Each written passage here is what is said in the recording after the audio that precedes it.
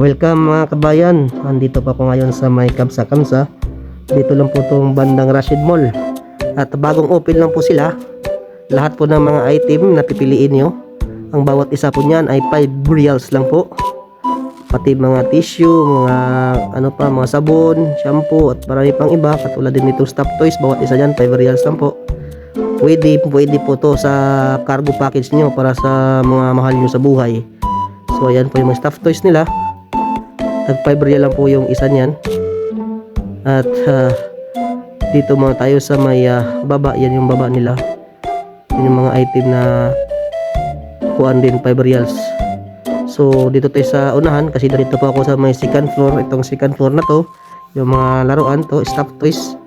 Dito po natin makikita yung mga kailangang bagay na gusto nyong bilhin or para sa anak nyo. Huwag kayong makatubiling mag-search ng gusto ng anak nyo. Katulad lang po niya, no, yung mga laruan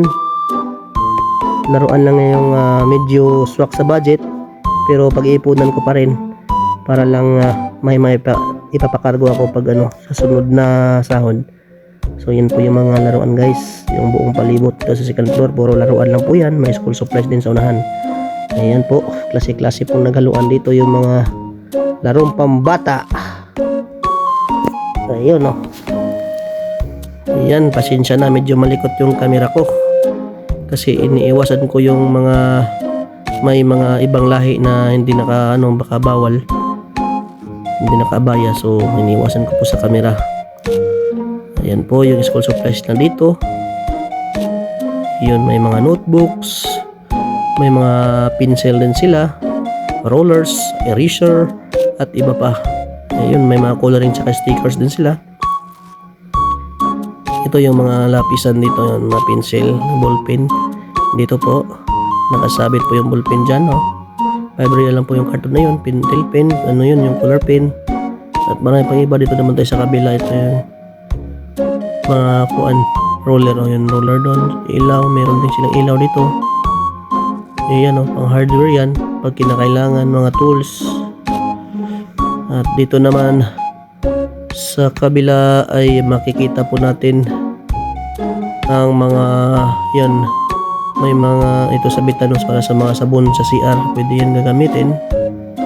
5 reals lang po yung bawat isa niyan. Dito naman yung mga tupperware doon sa unahan. Ito, tupperware yan. Yan po, 5 reals lang din yung bawat isa nun. Yan, tupperware na yan. Dito doon tayo sa kabila, ikot po natin yung camera. Ayan 5 reals na din yung isa niyan. Marami pong namili ngayon kasi kaka-open na lang din ng mall na ito, kaya tinatao po siya. Sobrang dami. Ayan, sa sobrang dami na namili ito, minsan nahirapan kaming sumingit dun sa counter kasi nga sa sobrang haba ng linya, medyo matagal-tagalan ka rin makauwi niyan, lalo na pag mga weekend guys. Medyo busy po sila dito ngayon. Pero hayaan mo na, basta importante makabili ka. Pila na lang.